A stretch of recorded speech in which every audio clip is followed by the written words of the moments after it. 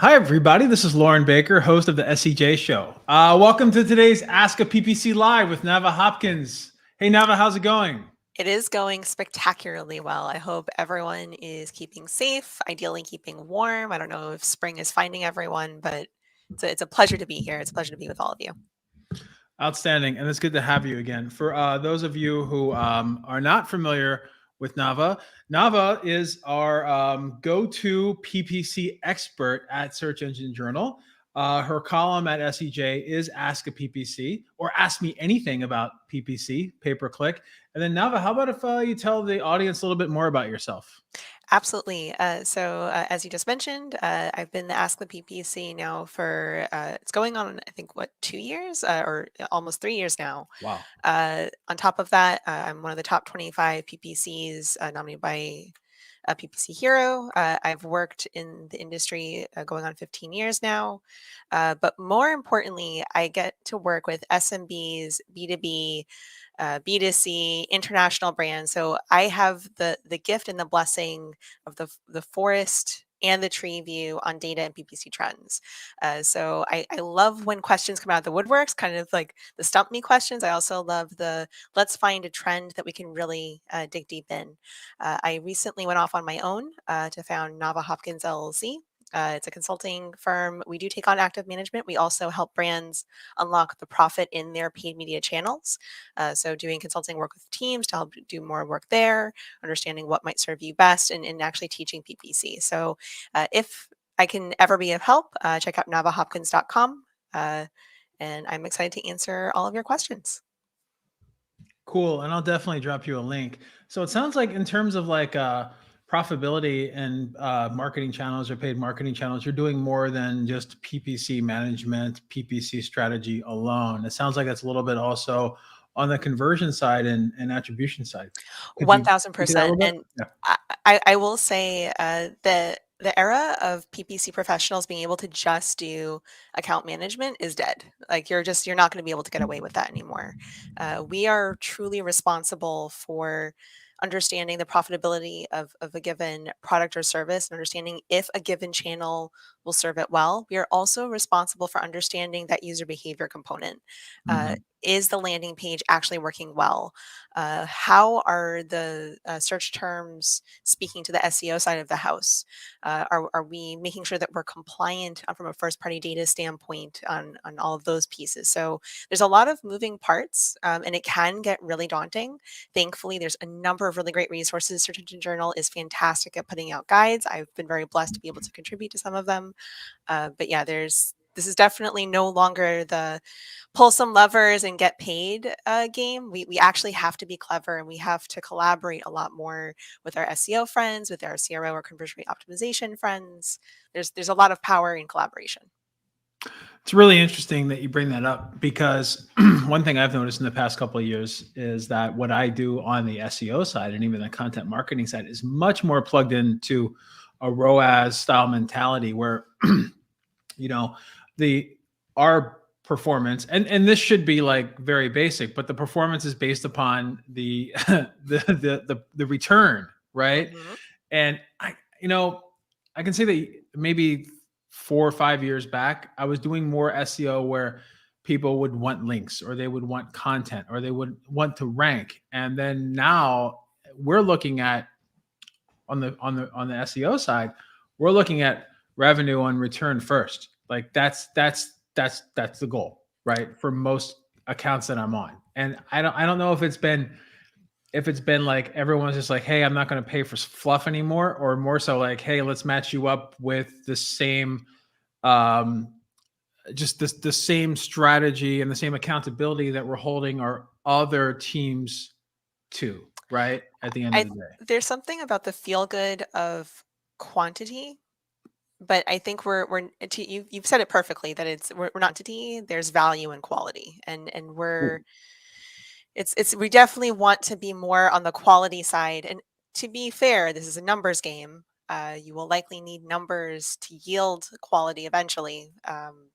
But there's no more room for just the feel good of I got a whole bunch of links, or I got Yep. a whole bunch of traffic, or even I got a whole bunch of conversions, but none of them turn into leads. There's actually, I have a really good story with one of my clients. We had something like a 50% discount on the cost per acquisition from one channel to another. But half of the leads were complete garbage. Right. So we ended up actually killing that channel and going with just straight with the other. And it meant we had less leads, but every single lead that came through was a quality lead. Not all of them turned into business, but there is something to be said for looking at not just the landing page, but also the CRM. What does the user journey look like once someone has actually come through? And how do they become a customer? What does fulfillment look like? Are you setting yourself up for success there? So there's a lot of moving parts, and you can't get complacent with quantity anymore because you could drown yourself in bad quantity. And I love that quote. What is it again? Quantity is for vanity. Quality is for what? Qualities for value. Got it. Got it. Okay, we're gonna turn that into a T-shirt. Yeah, I All finally made it right. on a T-shirt. So for all of you that are currently watching live via probably predominantly LinkedIn, Twitter, Facebook, and YouTube, this is an Ask Me Anything episode of the SEJ Show, which means I have to do less work and Navah has to do a little bit more. So as you have questions coming up, please feel free to drop them into the chat. And I already see that a lot of you that are on LinkedIn are like, you're hollering up, you're letting us know that you're here. I see Jose from Puerto Rico is here, Mike, Eric, Mahima, AJ. So if you're on LinkedIn right now, just let us know where you're coming in from. And we're going to get started from a question perspective. So really cool to see everyone here and everyone being active. Navah, Google dropped some news, well, at the end of last week, basically that they will be sunsetting Universal Analytics and moving forward with Google Analytics 4 in July of 2023. And the big bomb that they dropped was that if you don't have your site set up with GA4 now, you may not be able to start pulling year-over-year numbers, right? So to start adopting GA4. How many accounts do you work with right now that are on GA4? Is it your go-to from a PPC analytics perspective? And what tips do you have for GA4 integration? Because when I look at GA4, it looks completely different than what I'm used to from experiencing from a Universal Analytics standpoint. So what's really funny is the moment GA4 came out, I started aggressively pushing clients to like, let's start thinking about this, let's start thinking about this. Because typically what happens with Google rollouts and Google products is that when they start testing something new and they say like, oh, let's check out this new tool, look at how many great features it has, and then start hiding some of the features and not having that perfect parity, that's typically a good sign that you're going to have to migrate. It's responsive search ads. It was the same exact thing. You kind of get pushed until that's our only option. I'm not surprised that the move is that you're going to have, if you don't move now, you're going to lose year-over-year data because that's part of that privacy first piece. It goes with their being compliant. It goes with their roadmap for being not highly regulated. For those of you that subscribe to Google's regulatory newsletter, this actually, again, doesn't come as a surprise because a lot of the messaging has kind of dovetailed really nicely with that. In terms of user interface, we all learned Google Analytics. We will all learn GA4. Like it's not that big of a leap. It's just different. It's like when Facebook changed their UI. My biggest advice for everyone is set aside maybe 2 to 3 hours every week just to play in GA4 now. Get a domain that you really like, you care about, but it's not going to be life or death. Migrate it over. The install process is not that bad. It's pretty much near identical. And you're going to be able to have so much more data at your disposal. Get in and play. Know that from a site speed standpoint, we're not seeing that much of an impact there. And then also from a tracking standpoint, this is getting us used to, again, the modeling system. So where we need to kind of be used to modeling out conversions as opposed to having concrete numbers. So all in all, nothing to be scared of. It's very, very easy to get into the habit. You just have to make the time to get into the habit. So this is kind of where it's the advice I actually give some of the students that I teach sometimes college courses. Just get in and play because it's absolutely free to play. The width and breadth of these tools used to only be available to really enterprise level customers. It's now available to everyone. It's actually similar in a similar case to data-driven attribution, where the best, most powerful tools used to only be available to the biggest enterprises. You now have that opportunity to play with enterprise level tools. So get in and play. I love that. Learn in little chunks, right? So dedicating a couple hours a day or a couple hours a week or whatever to just dig in now. We're talking about what, a year and 3 months lead time. So think of how much of an expert or just how confident you'll be with GA4 data by dedicating that time now, and that compound snowball effect. And then also, I know, like, at least on the SEJ side, that one of our new staff members, Kaylee Larkin, who some of you may have seen on the SEJ show a few weeks ago, is putting together quite a bit of Google Analytics 4 guides on GA4, and I'm sure Navah is going to be doing something on its side too as well. So that's a great way to begin. We have a lot of you that have chimed in today from Toronto, Rio de Janeiro, Turkey, Cincinnati, Oslo, Montreal, Atlanta. So it sounds like we have quite a crowd on already. Navah, let's get started with some of the questions that we had come in this week, mostly about Google, but we're also going to dive into a little bit of Facebook and things like that as well. So the first question that came in from Jim in Irvine, he asked, does Studio, google.com/doubleclick/studio, integrated into Google Ads or Campaign Manager 360 only? I cannot find adequate training videos on YouTube for Studio training. Any suggestions there? Any suggestions to get started with Studio? And could you go over a little bit about what Google Studio is? Or is it Sure. Studio? So Google Studio is going to be like that ad creation, content creation piece, but it is mostly for Google products. So yes, it is going to need to integrate directly with Google. One thing I will say with Studio, unless they're talking about Data Studio. I'm not sure if they're talking about Google Data Studio or if they're talking about. I'm assuming from the question they're talking I'm about. assuming too, but then like there's a link here for I'm very google.com/doubleclick/studio. yeah. So if we're talking about Google Data Studio, no, it integrate. Mhm. There are other integrations, and we can link to a couple of really great tutorials.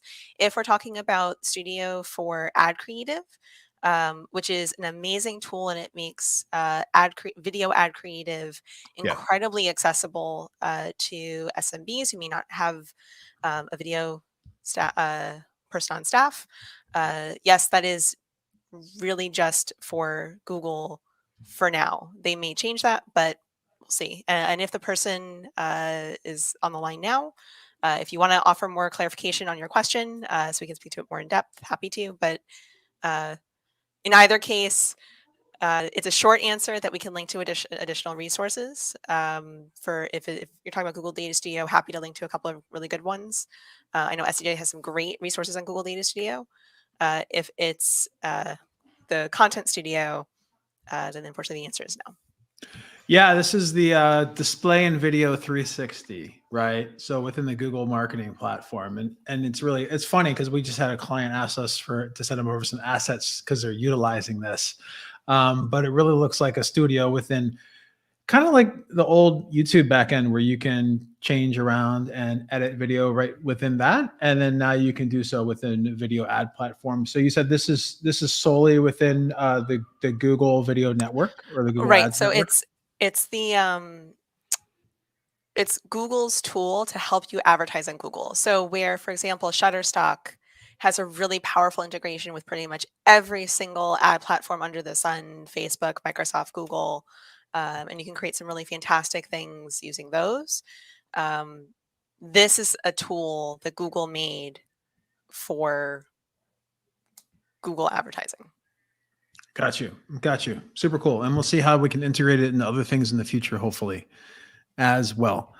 The next question, just a reminder for anyone that's currently watching live, feel free to ask any questions you may have for Navah directly into the comments on LinkedIn, YouTube, or wherever you may be watching. Next question comes in from Mo, Mo of Blackburn. If we're focusing on conversions, but with a smart bidding strategy are not utilizing out the entire budget, would it be worthwhile to set a manual PPC on singular keyword ad groups? Got it. So there's actually a couple of questions in this question. The first question is budget utility. The second is the viability of single keyword ad groups when using smart bidding. So there's two pieces there, so I'll address both. The first is smart bidding requires data to function. So if you've set a budget that is too small to account for the auction prices of your keyword, you will actually underspend and you won't be able to spend the budget. Also, if you set a budget that's too big and there isn't search volume, you're not going to be able to spend the budget. So setting a manual CPC to kind of force the issue can be really powerful. There's really two really great columns, top of page and absolute top of page estimates for cost per click. There are also some really great plugins, keyword.io, keywords everywhere, that will tell you the auction prices of keywords. There's also the keyword planner. So you can kind of get a sense of what the auction prices should be. And you can set something super aggressive just to test to see what is the viability of this keyword.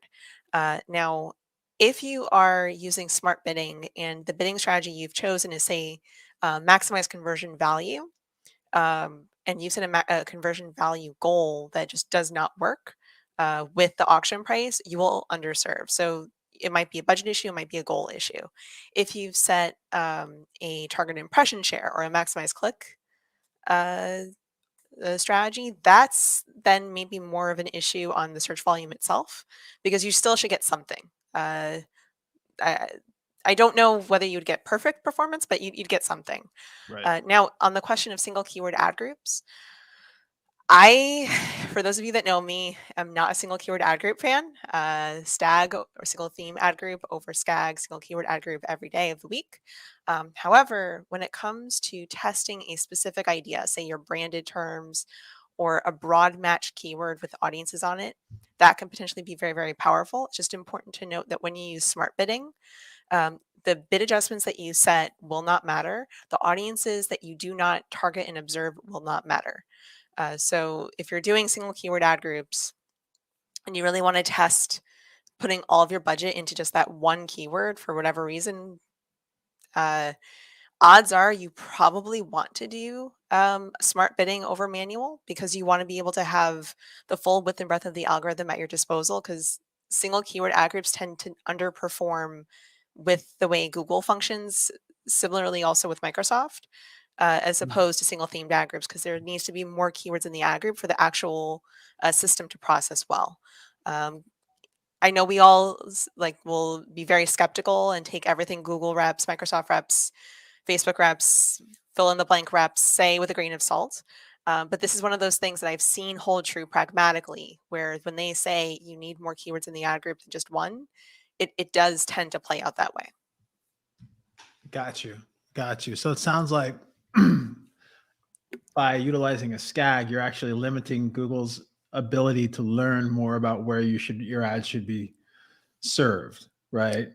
And Right. what was it, SCAG versus swag? Skag versus Stag. So Stag, single keyword okay. ad group versus Stag, single themed ad group.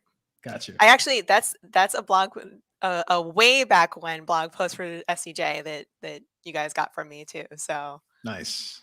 I will. Awesome. So we had a question come in live from Claudio Dominguez, who's watching right now.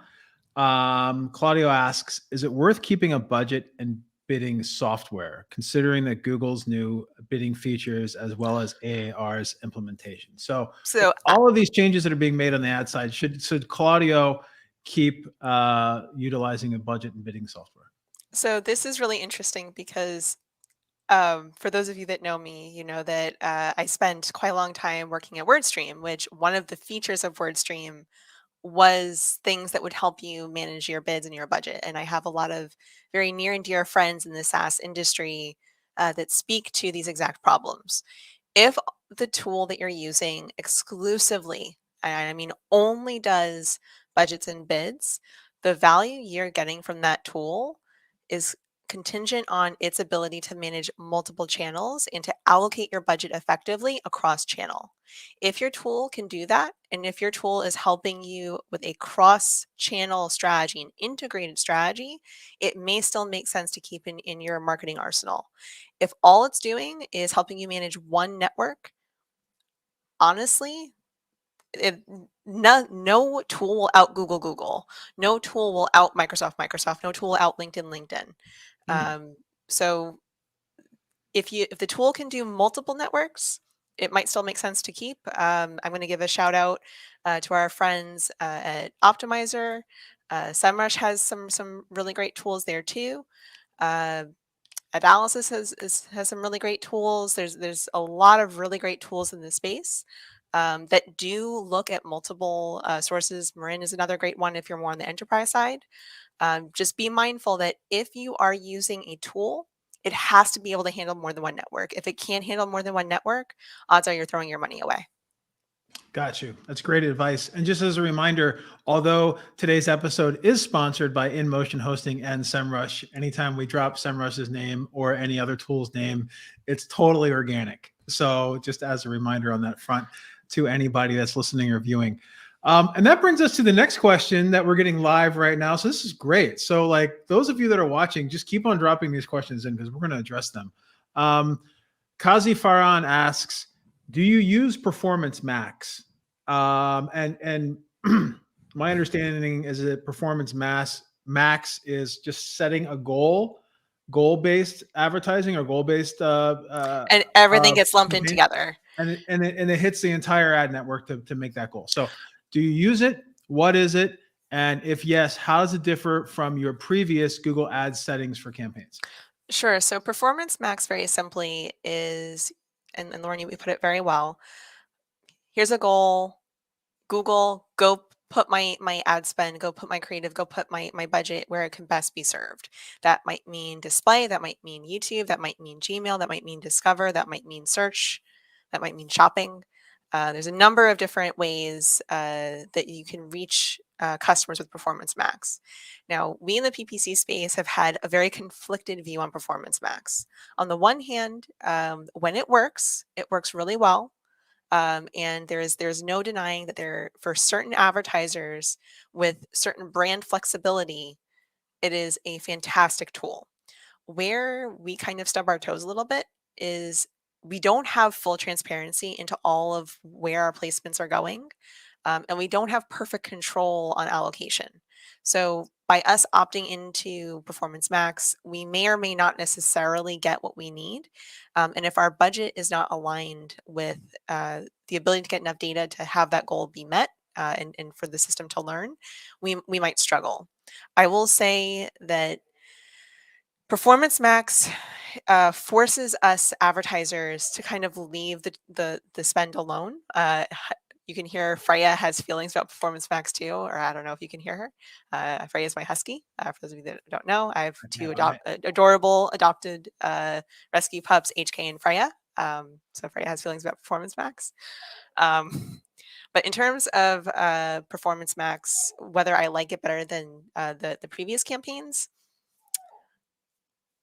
no, but pragmatically, we kind of have to be okay having some of it there because Google has over 60 plus different signals that when you opt into their smart bidding strategies, we don't get when we stay manual. So Performance Max is going to ultimately be one of those trust falls that we will have to take You just want to be mindful about how much budget you put in there, and be mindful that Google is still letting us have those manual campaigns. So if you have really strict brand control pieces, if you have just no ability to create the creative that would go into some of those other more visual oriented spots, just stick with the standard and it's fine. But Performance Max does work when it works.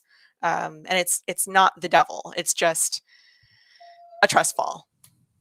Got you. Is it a lazy approach to advertising with Performance Masks? It sounds like almost like running an impact campaign or an affiliate campaign. No, it's not. It's not lazy. Okay. It's delegating out the grunt work so that your mind can be saved for the creative and the strategy. Got you. So now, granted, if you've been really lazy on creative and you're a data person and all of your hard work is on the data and the numbers, yeah, you will feel like you're letting yourself down. But this is actually freeing up your mind to be more creative. So I think this is actually going to liberate a lot of the creatives that maybe felt like they were stuck, that they could not get into the more technical digital marketing channels, and it's going to empower them to get in there. So that's some silver lining. Got you. That's great. That's great to hear. So it sounds like you really have to have your commitment on the creative side, and then a commitment on budget for it to be able to work, learn, and then get that return. So awesome. I did have a question come in before today's episode, specifically about any tips you may have for building successful Google Map ad campaigns to help those ads get at the top of the local pack. Are there any strategies or any maybe additions to whatever you're doing from a bidding and targeting standpoint that have helped any projects that you work on perform extremely well within Google local ads? So there's two types of ads. There's the map pack ads, the local search ads, and then there's local service ads. When it's local search, i.e. the map pack, there's not much you can do other than connecting your Google business profile, setting your budget and your bids effectively, bidding on the correct keywords, and letting your search campaign do its thing. On local service ads, the major ranking factors there are your proximity, your reviews, and your bids. And what's really interesting is that the local service ads do not typically spend their budget or really go that full bid. So you typically actually want to go much more aggressive on your bids there and your budget there than you actually intend to spend. The other piece that is important for that is the disapprovals. It's very easy for those ads to get disapproved either by the image that you're using or by your credentials not being up to date. So with that, you just want to make sure that you're setting, if your credentials, for example, bar certification doesn't always expire, depends on the state, just set it a decade in the future for your expiration date so you don't get stuck with those disapprovals. And also make sure that your headshot is from the elbow down so that you have the full body. Those tend to not get disapproved as often as just a headshot. Got you. So how important is Google Guarantee to Google local services advertising campaigns? Must the business be approved? So you can't do local service ads without the Google Guarantee. What basically is happening there is that Google is guaranteeing $2,000 that your services will be fine. And if they're not fine, the customer can get up to $2,000 back on those services. That's only for blue collar though. Google Screened, which is the white collar version, that's for lawyers, accountants, real estates, things like that. There is no Google Guarantee. It's just Google Screened. You need to have a minimum of a 3.0 review rating. And ideally you have more than 50 reviews, but it's not the end of the world if you don't. But local service ads is synonymous with Google Guaranteed and Google Screened. The map pack ads are not. You do not need to be Google Screened or Google Guaranteed for the map pack ads. You just need to connect that Google business profile into your ad account. Awesome. That's great to hear. Also, speaking about hearing, I do not hear the Huskies at all. Oh my goodness! So you didn't hear that? Yeah. So you just just sounded like I was muttering. Very faint. Yeah, every once in a while it's very faint, but it's not overwhelming. I can never tell. She gets so vocal. She'll find something to be bothered by. So I apologize. No problem. Don't hear anything. So you're good to go. Next question comes up. It's kind of a Facebook/Meta question, but then it's also kind of a SEO or overall performance question as well. Does the implementation of meta pixels, like quote unquote Facebook pixels, have a negative impact on performance of a website, specifically loading speed? And why are so many why do so many ad pixels slow down sites? And do you recommend serving them individually or through GTM at the end of the day? So I'm going to address that last question first, because that's typically why things go badly. Everything should be in GTM. Like, Okay. don't even try to do it outside of GTM, because when you do it outside of GTM, the risk for implementation going poorly and the risk for duplicate pixels, which will 1000% weigh down the site speed and hurt your conversion tracking and create all sorts of other issues. Just do it through GTM, because then you have that built-in audit ready for you. In terms of the impact on site speed, I have not seen a pixel for conversion tracking hurt site speed to the point that it would truly hurt the SEO unless the implementation was poor.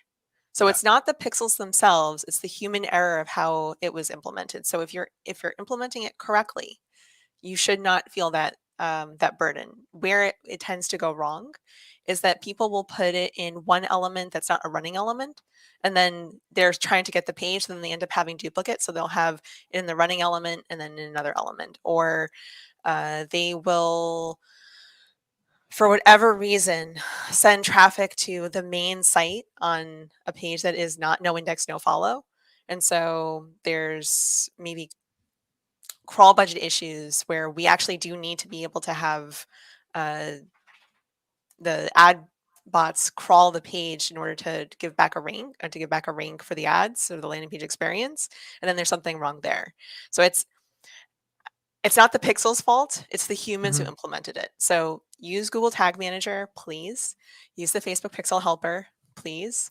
And if you are told that there is duplicate code, pick one and stick with the one, and know why you're picking the one. So a lot of times when there's a takeover from one agency to another, or you go from being in-house to agency or agency to in-house, there's a desire to rip out everything, put in new things, or to put in new things and not rip anything out.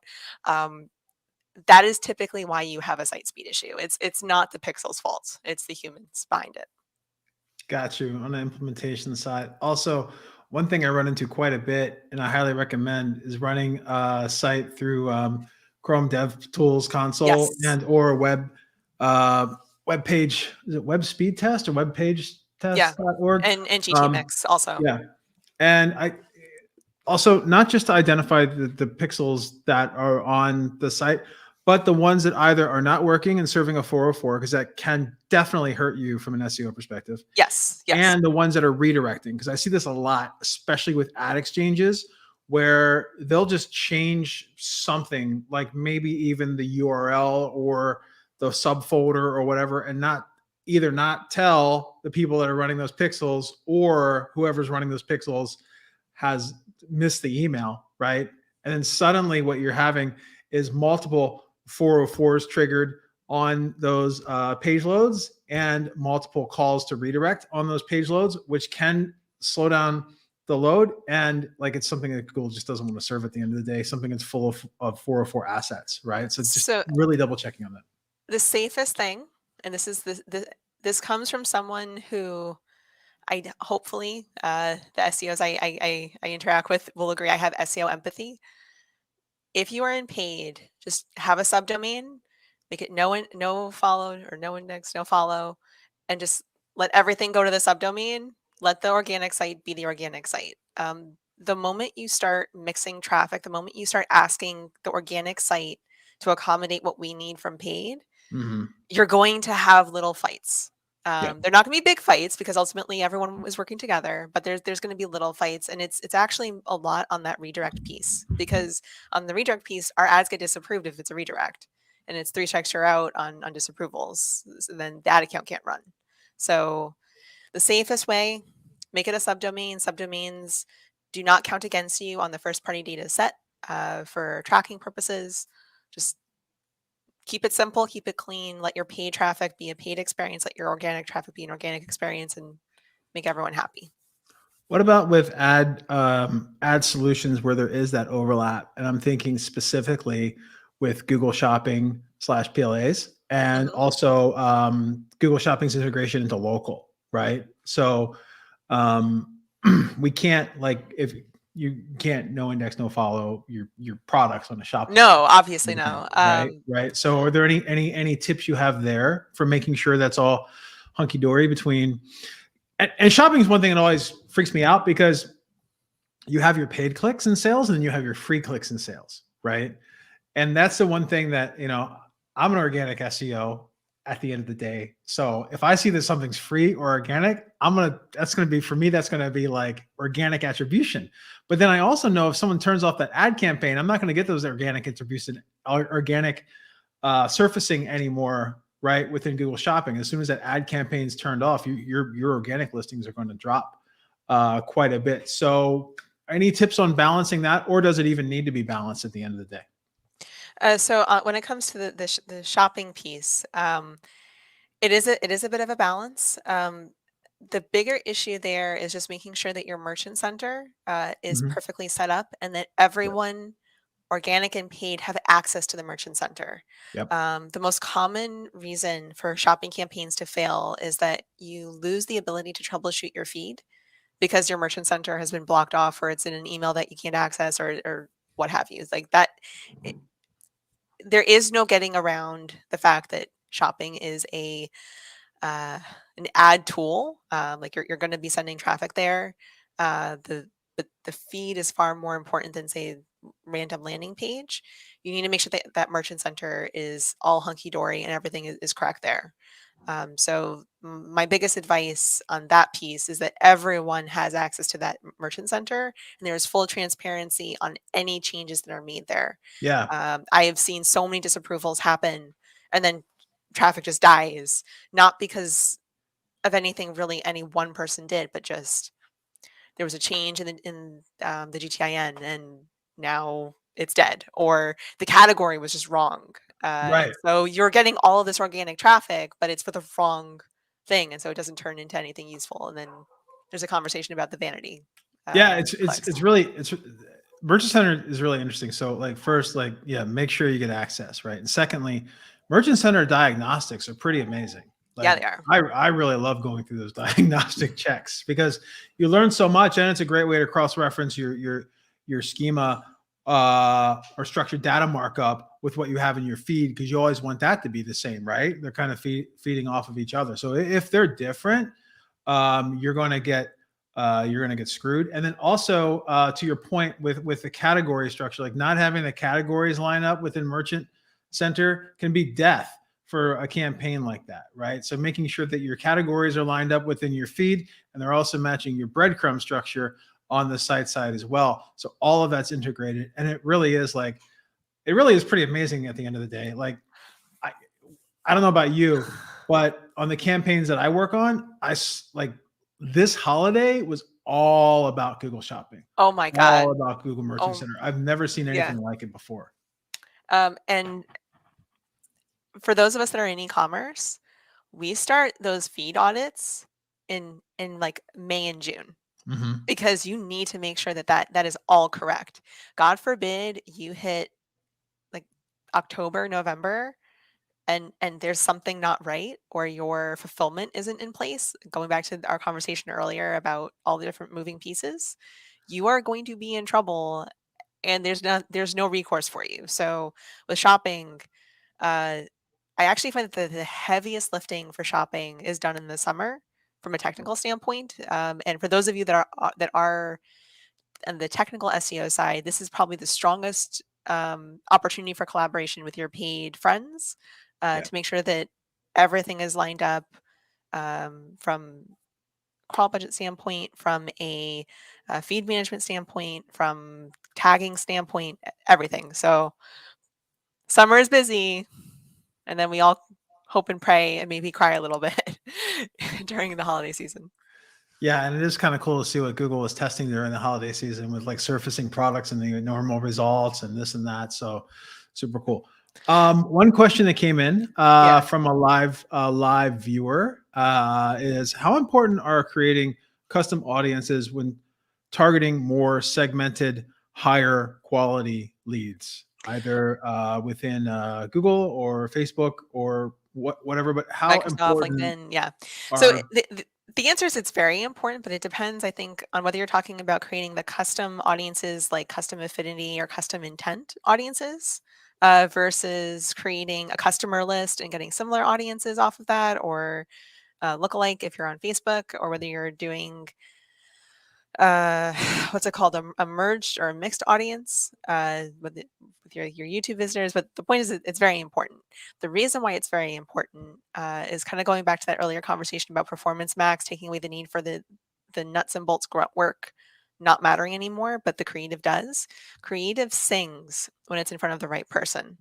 I get very uppity when I am served an ad uh, when I am not in the right mindset to be served an ad. So my favorite example of this, actually, I was on Kotaku, which for those of you that don't know is a gamer anime geeky website. You can find out all sorts of new things going on there. And I got served a Salesforce ad. Now, granted, I'm a good person to serve a Salesforce ad too. Like I do not fault Salesforce for serving me that ad. From a consulting standpoint, from a management standpoint, perfect person to serve it to. Having it be served to me, and this now I would be very surprised if you didn't hear her then. Yeah, we Uh, hear them now. It yeah, sounds like Grubhub's at the door. sorry. If you have that ad on Kotaku where I'm in my relaxation time, absolutely not. Like I do not want to be bothered during my relaxation time with that ad. So you not just want to think about uh, the messaging to the audience. You also want to think about the timing and which channel is best suited to that ad being served. So yes, it's very very important. If you do not have 1,000 people in your audience list, you will not be able to target and observe that audience, i.e., you can't just serve to them, but you can still observe. So if you're doing manual, you can do bid adjustments, or you can just see how they perform. You can also exclude. So you can Mhm. say, I don't want to serve to this group.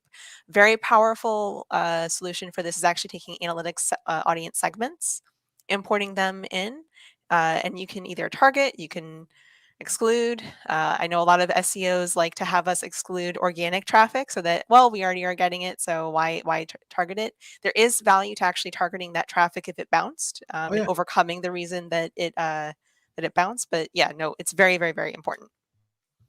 cool. Yeah, I would also like to add that one way to get around that in the past may have been like day parting, right? So making sure like those ads are only served during like work times or whatever, right? Because when someone's relaxing at home in the evening, last thing they want to do is they see an ad for like a CRM solution or whatever.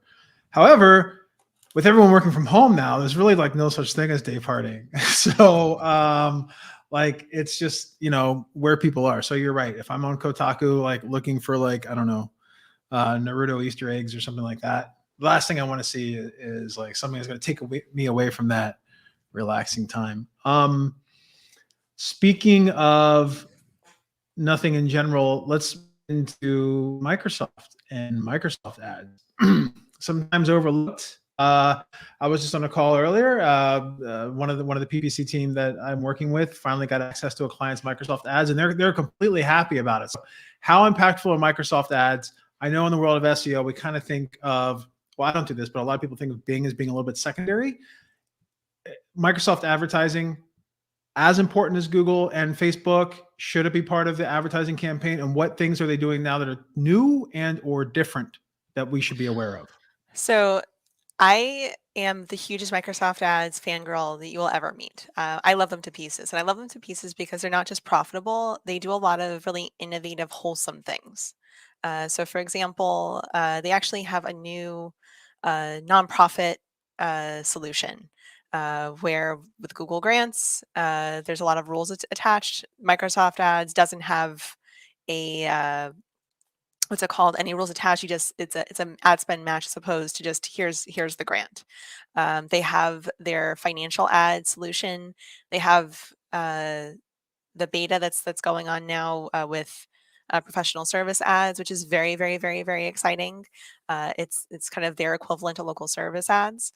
They have their auto ads, which are great. They're like Microsoft is the network of the feed. What I will say about Microsoft ads is that people tend to think about smaller pools of customers as less useful. But if you have a pool of customers that tends to convert at a higher rate and tends to come in at a cheaper rate because, again, supply and demand, why would you say no to that? The other thing that I really love about what Microsoft has done, and this is one of my absolute favorite tools that they've put out there. I think every single person, especially those of you that are concerned about site speed, should look into Microsoft Clarity. It's a user Oh, yeah. behavior analytics tool. Absolutely, absolutely in love with it. It is just, and it's their gift to us. You do not need to advertise on Microsoft. You don't need to do anything special with Microsoft. It's just there. And it is a really, really powerful, powerful tool. Absolutely free. And you can get some really great insight there on user behavior from both the paid and the organic side. But yeah, Microsoft ads, comparing Google, Microsoft, Facebook, LinkedIn, Twitter, Instagram, Pinterest, really any ad channel, I think we've kind of gotten to a point where we can't really say as important as blah, blah, blah, blah, blah, blah. It's just each channel has their own use. So there are certain verticals that unless you have pockets the size of a state, you are not going to be able to afford Google search right now. It's just an all-time high in price. Microsoft ads is a really good safe haven for those industries. Think legal, think financial, real estate, very, very powerful. Microsoft also happens to have a really strong shopping solution.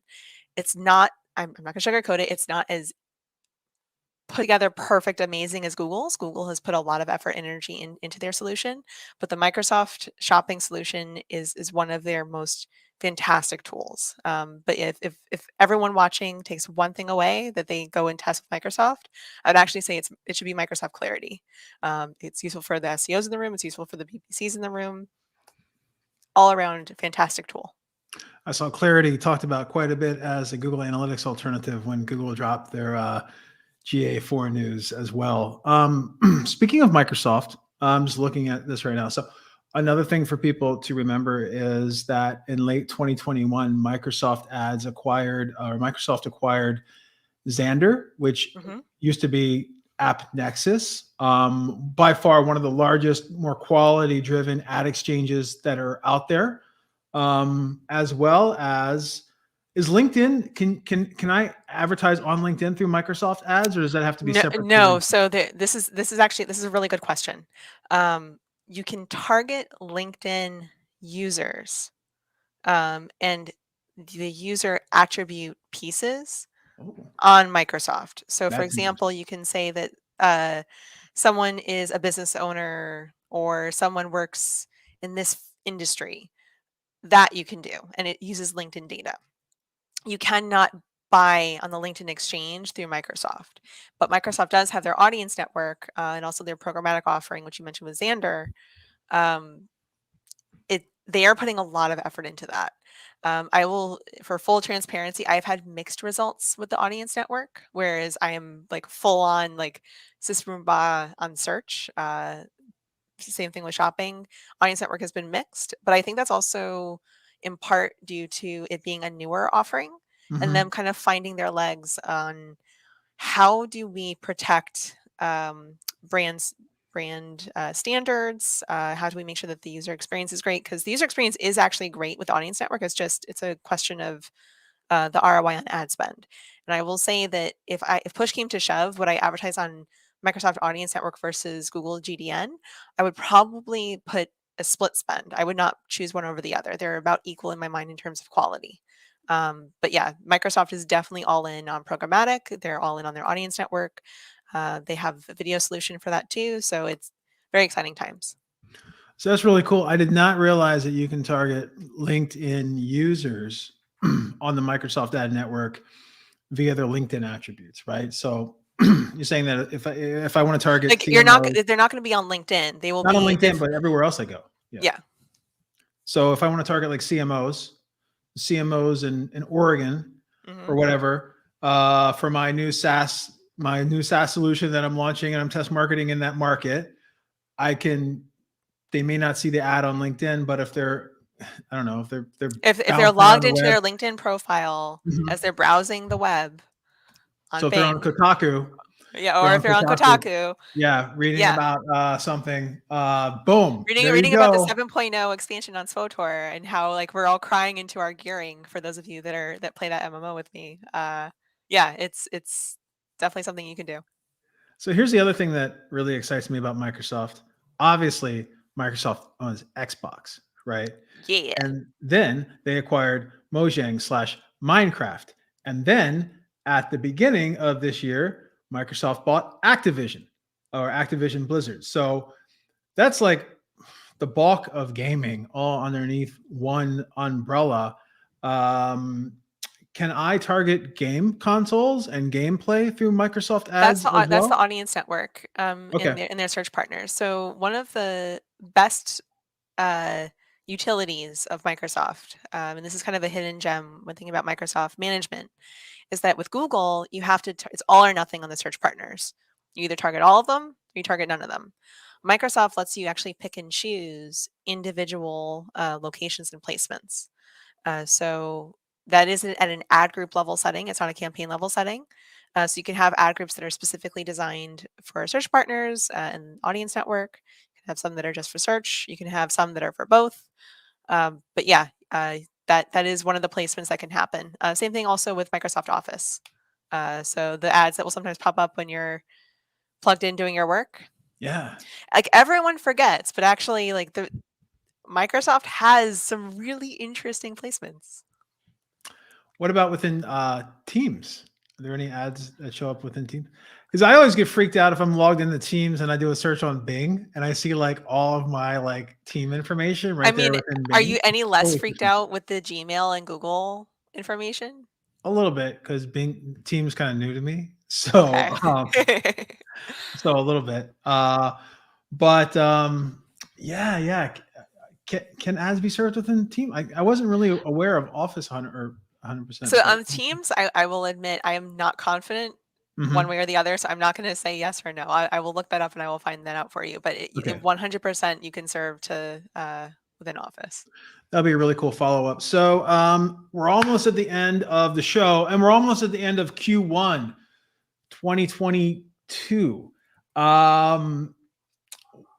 Besides what we've talked about today, is there anything out there that's definitely catching your interest in the world of PPC or just overall ad campaign management besides GA4 and besides Pixels and besides Microsoft that our audience should be aware of? Uh, this is just a general PSA. Have your first party data privacy first web strategy in place. Like we're now at a point where we've had the deadline pushed and pushed and pushed, and you should have that plan ready. So think about what does your domain structure look like.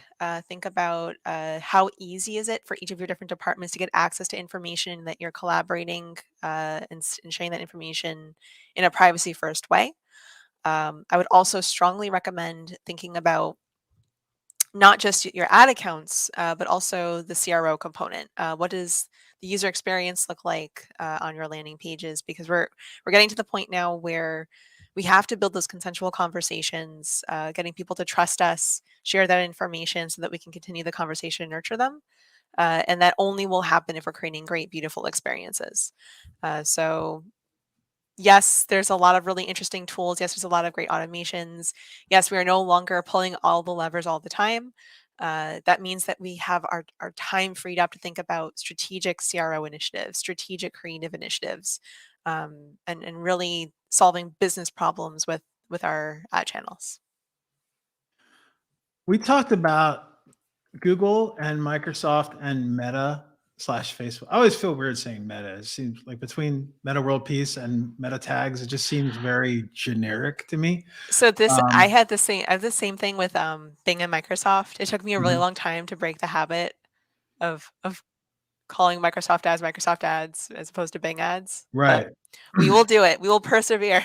We'll do it. We'll do it. Besides Microsoft, Google, and Meta, are there any other like surprises or any other like networks or something that people can look into from TikTok. an expansion standpoint? TikTok. Okay. We Uh, got a couple of minutes. Let's get into TikTok advertising. How much of it have you done? How well does it work? And is it brand oriented or is it more so connected to response via retargeting or something like that? It depends on what you're going to do. But what I think a lot of people chose to ignore TikTok when it was up in the air whether we would get to keep it in the States. And a lot of people put TikTok to the side with the concerns around privacy. You cannot afford to ignore it. TikTok is incredibly powerful when it comes to impulse purchases. So on the e-commerce, direct to consumer standpoint, like you need to have some degree of regular campaign there, and not just remarketing, not just brand awareness, just actual soliciting sales. TikTok is also very good for really building that consensual conversation. Building not just a brand affinity, but that idea that people are excited to talk with you. They're excited to share information. So I realize that not everyone can create beautiful TikTok videos. This is where there are a number of tools that do exist that can help you. There's a number of great vendors out there that can help you. But TikTok is one of those things that you will be really upset with yourself if you do not learn it now, because I have a feeling it's going to be much more important than Facebook in like the next year or 2 years, because Facebook has been kind of on the decline in terms of user engagement and who's actually present there. I think TikTok is going to pick up a lot of that traffic. So you don't need to put everything there, but you do need to have something there. So get your presence started on TikTok is definitely the future. No one underneath the age of 35 is going to be on Facebook anyway, right? Everybody's on TikTok. And all the reels that you see on Instagram come from TikTok, right? Exactly, right? It's the best marketing ever. Those TikTok watermarks on all the videos are just amazing. It makes you feel like you're missing out on something. Awesome. So great nugget of information, Navah. It's been a pleasure. I've dropped your Twitter. I've dropped your LinkedIn. I've dropped the website. I've dropped the SEJ column. Anywhere else folks can follow you online? Check out my site, navahhopkins.com, for my various speaking engagements. I've done a couple of courses with SEMrush, so I was very happy to see that they're sponsored for the episode. So shameless plug for my courses there. And whenever I'm on the speaking circuit, if you would like to come say hi to a session, definitely do so. And as always, thank you for having me. It's always a pleasure. Awesome. I'm going to drop a link right now in the comments to your PPC automation course at SEMrush, which is free. Absolutely. Boom. Done. So anyone, if you haven't checked that out yet, go ahead and check it out right now. I'd like to thank again SEMrush and InMotion Hosting for sponsoring today's episode. I'd like to thank you for jumping on, Navah, and then all the great information that you shared today. And not only that, but all the great information that you share on the AMA Ask Me Anything for a PPC column on SEJ. I'd also like to thank your two Huskies for contributing to the conversation today. It's really been a pleasure. So thanks again. Thanks everyone who jumped in, asked questions beforehand, afterwards, or during. And this has been Lauren Baker and Navah Hopkins on the SEJ Show. Have a good day. Cheers, guys. Thank you for joining us this week on the Search Engine Journal Show. If you liked this episode, subscribe to our channel for so much more and click the notification bell so you don't miss a thing.